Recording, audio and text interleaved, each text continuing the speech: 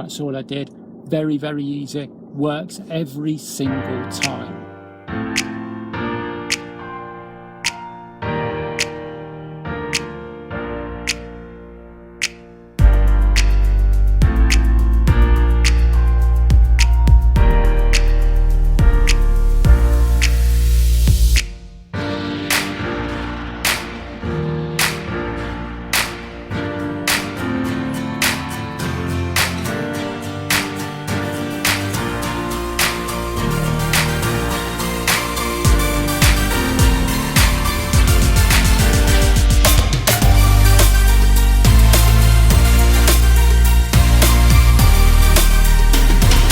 Hello everybody, this is parallel parking then, or reverse parking as some driving examiners might term it. All we're going to do is we're going to drive up to the car in front of us there, or next to it, and we want to be about a half a car door's width away, so we're leaving quite a lot of the road open, and also we want to get just beyond it so that our door mirror is more or less in line with the opposite side of that car. So first of all, I'm prepared, I'm in first gear, I've done that already.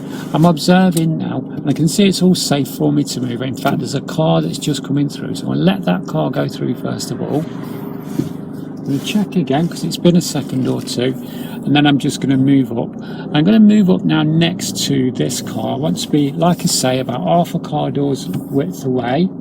I want to get my car so that the door mirror is more or less level, doesn't have to be exact, more or less level with the back end of that car, the other end of that car.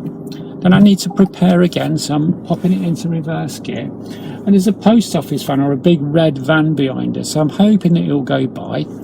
And he's actually parking there, and there's a car behind him, so I'm waiting. Because at the moment I'm a hazard, aren't I? I'm a hazard, and I'm in the way really. So I'm just going to let everybody kind of sort themselves out first, and then I'm going to carry on with my manoeuvre. The one behind us looks like he's parked there, okay, which is a bit of a thing. All right, so that's okay. He's just moved in, and now he's moving out. Okay, so he's going to go round us now. And there's, by the way, if you watch the video, if you keep watching, you'll see exactly what this all looks like in the camera, in the screen on the camera. So I'm just moving back now. The road is cleared finally. I'm just going to go back in a straight line, in a very slow straight line. There's another car coming along. This could take all day, actually. Right, okay, so there you go. I'm going to check again. It looks all safe now. That's it. So I'm moving back in a straight line until the car that I'm using to reverse around disappears from my screen. And when it does, I'm going to do half a turn to the left, and that's all I'm going to do. Is another car coming.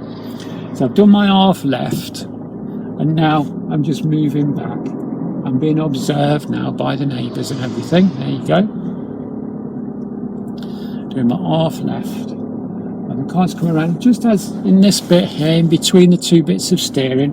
I'm just going to keep looking around and making sure that everything is safe for me, and it is at the moment. Now I'm looking at the screen, and I can see that the second green line is catching up to the curb, and when that gets on the curb, I'm then going to steer round to the right, and I'm going to use full lock.